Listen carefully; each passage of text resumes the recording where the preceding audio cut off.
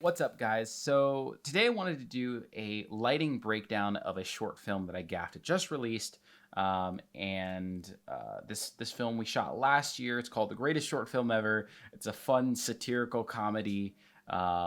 Really a blast to be a part of. And yeah, I just kind of wanted to talk a little bit about the lighting and what we did for that. So just a little bit of a background about the project. There was almost no lighting budget involved. It was really just a lot of borrowed gear and just making things work. And we were able to pull off some really cool things, I think, given those limitations. But just so that you're aware, two things you really have to think about whenever you're going sort of that no budget route is number one, a lot of light control. Like you can make sure that you have lights, but making sure that you have the flags and the diffusion to really control and augment the quality of light and where that light is spilling. It can be hard on a low budget, and it's just definitely something you have to consider. And then number two is set safety. If you're not using the proper stands for certain lights, if you don't have a lot of sandbags or manpower, it can become a real roadblock to being able to shoot a movie well, is that whole safety element. So those are two things if you're hoping to go this no budget route. Like we can achieve some really cool images, but those are two things that you should keep in mind if this is something that you're planning on doing. So you can see in this first shot that we have a very prominent lamp right here. And you can see, fortunately, I don't even know if we had dimmers on set for this, but it's not terribly blown out. You can still see some of that information here on the lamp, so that's nice. So obviously, since it's not blown out, it's really not emitting enough light to actually key our main character. So what we had was basically an Aperture 300D. It's not that model, but a very similar light going through a softbox and then a silk beyond that, and that was our key.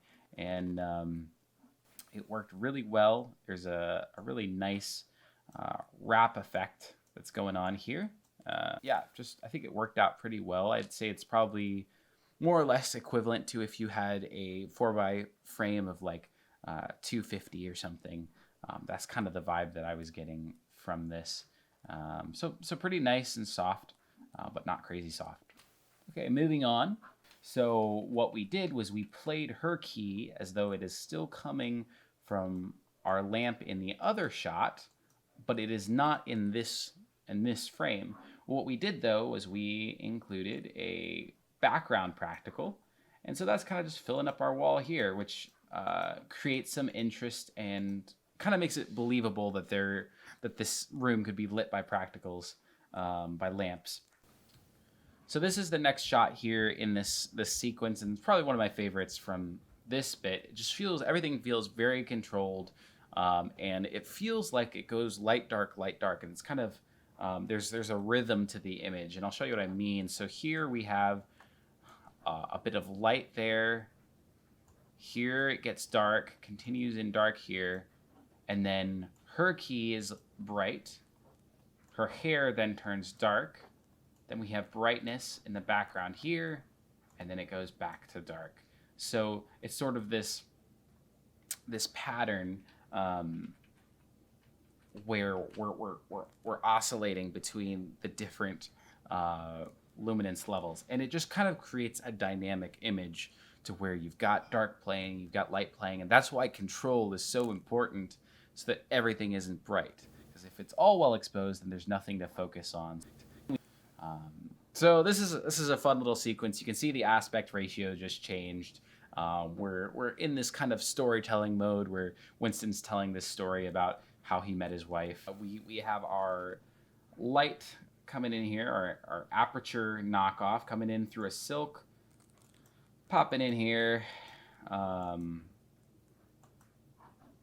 That's just kind of illuminating this over here. And I don't even think we had any bounce, or we may have had some neg. I honestly don't think so. This was very early morning, and this was so early that actually we were able to use this pretty low wattage light to kind of key the scene, because the sun, you can see the sun here it's hit the ground in the background, but it has not hit the talent's face yet. So this is one thing that we're able to do as gaffers or DPs, is utilize lighting to either lengthen the time that the sun is in play or shorten it, based on if we're adding light or we're blocking out light. And it's really a way that you can kind of mess with time and enable your first AD to shoot things faster and to get things done quicker. So it's a very, very important thing, and it can help you to be a real asset, is whenever you can problem solve to make sure that you can have a shot up and ready to go as fast as possible. All right, and then this is still in our Western mode, this kind of fun in the mind of Winston moment. And you'll see we've got the sun just kind of keying us in here. There we go. And it's a good key. The only thing that we did with lighting, because we didn't have any crazy silks, we didn't have any big grip gear to be able to use out here. What we did though was we created almost this line of bounce boards with a grip and a couple PAs, and we just tried to sort of fill in this side. And if I had the grip gear available, what I probably would have done is done a mirror board and shot it either directly to her back and created this nice edge, or what we could have done is shot it through like a 4x or an 8x and just kind of softened it a little bit. All right, so moving on. This is honestly one of my favorite frames from the entire movie. This is Gary Nation, who's the evil neighbor, and I love just the aesthetics, production design, and costuming. Folks just did an amazing job with this. But for lighting, what we did, this is another case where we used artificial lighting to speed up the cinematography process and the shooting process to where we could shoot faster than what the natural elements would have allowed us to do. So what I did was we put, I think it was about 3 different LED lights. We didn't have anything that had like a lot of punch and a nice wide lens to where we could fill up all of the shears. But I think we had one light here, something like here, something like there. So that you got 3 different lights just kind of coming in and filling in those shears so it feels like there's nice daylight going on outside. So that was a nice little touch here for sure. Then for keying our talent, what we had was a bounce board just out of frame up here, and that was on a C-stand, and we just raised it up and bounced our LED Fresnel into that, and that kind of just keyed our talent there. And that's also where we're getting some of this action as well. And yeah, I think it played really well. You can see it has this nice edging effect, which looks beautiful, but we've also got our key sort of here that looks really great. And I feel like it just matches the vibe of the windows, and it's not too oppressive. It feels natural, but it also it's kind of pretty. So I really liked this shot a lot. All right, so again, we have a Gary Nation here, and so we got full sun. It's fortunately it's at a pretty good direction, so we're able to kind of control it and shoot into shadow, but it's still pretty harsh. What you'll see here is we've got a silk covering the 2 main characters in this, Gary Nation and Nathan Andrew Haidt. That's just kind of covering them, taking out probably 3 stops of light, something like that. 2 to 3 stops of light, and it's just nice, soft, even lighting. It looks really good. Looks kind of commercial-esque. And you will see, though, however, Gary Nation's wife in this film has a lot more exposure. It is kind of blown out more or less. And so ideally, if we had a bigger silk, we would have popped it over there as well. But we just wanted to grab our 2 main characters, kind of have them nicely keyed by the sun. And I think we probably had just a little bit of a bounce, just kind of picking up a little bit of exposure here. So here we punch in. I love Gary Nation so much.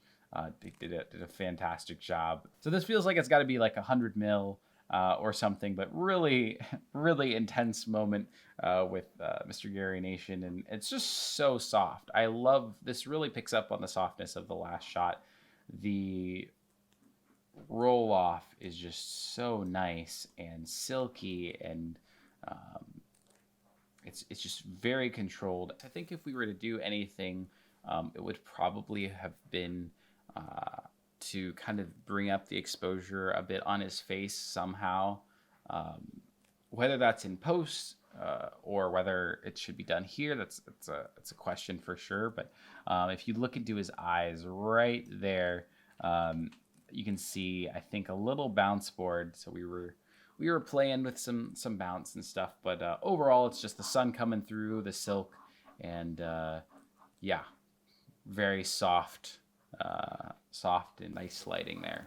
So this is a fun little scene here. We've got husband and wife kind of arguing, and it's very dramatic. The lighting is specifically, and all we really had was a 1x1 panel, LED panel up here. Just we strong-armed it out, so we took two C-stand arms and attached them just to the left of frame. It's coming up and sticking over, and yeah, that's really all that we've got. I think we may have put some diffusion on it just to kind of smooth out the light a little bit, but the source was not that big, and that kind of played to our advantage to make it immediately very like, whoa, this is very intense. And then we pop in for the close-up, and honestly, Ivy Schexnayder, our DP, she did an excellent job just selecting shots, and it looks really good.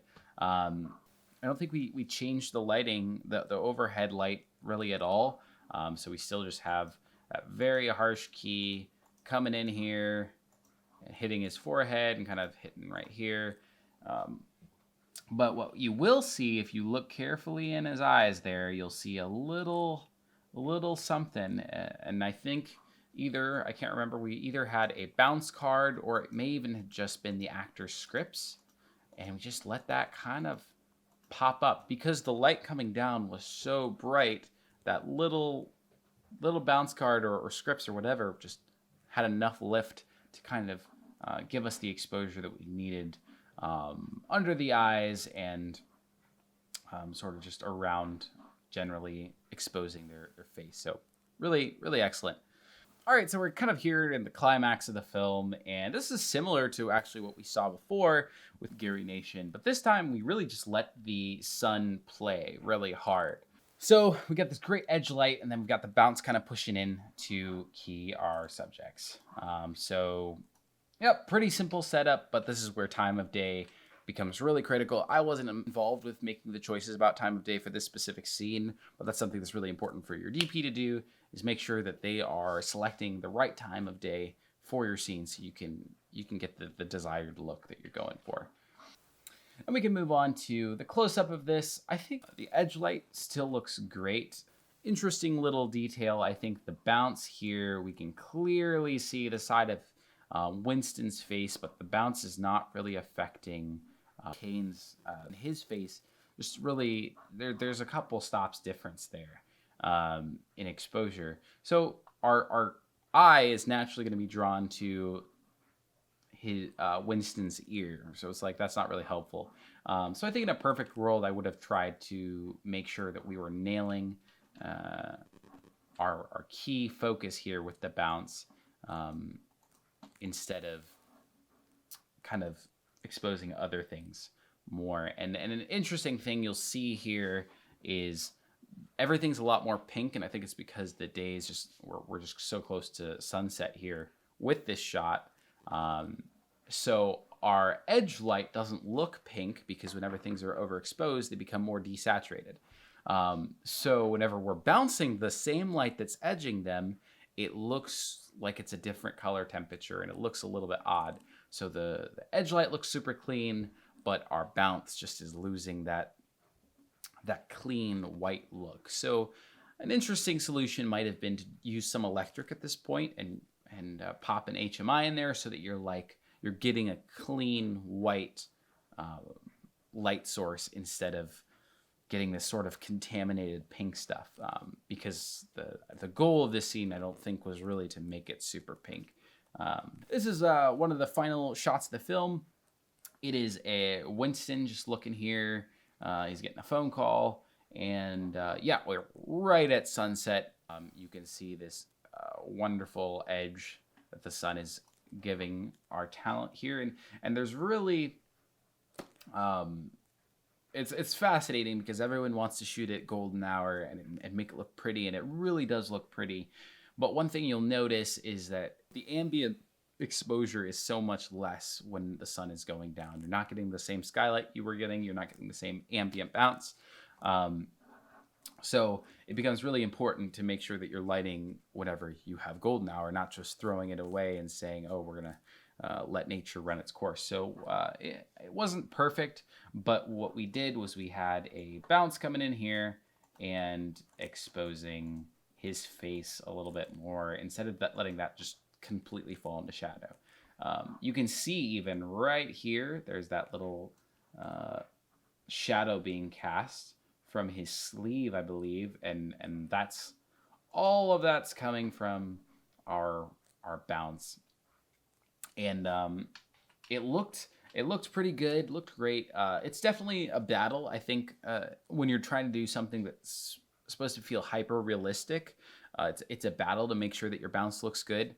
But for this was very cliche. It was very picturesque in a lot of ways. So if we could kind of feel the bounce and it felt a little too well exposed, then that was fine by me because that was a part of the director's vision. So it helped amplify the story, not detract from it. So there you have it. That's the film, a flyby look at the lighting, what we did, and different things that I enjoyed from that. It was really a fun project. A lot of great people on that short film. I'm going to leave a link in the description for where you can watch this film. It's available on Amazon Prime and I think for like 99 cents, just normal Amazon. So you can watch it pretty easily there. And yeah, go check it out. Tell me what you think, and hope you got some value from this. And let me know if you'd like to see more breakdowns like this in the future.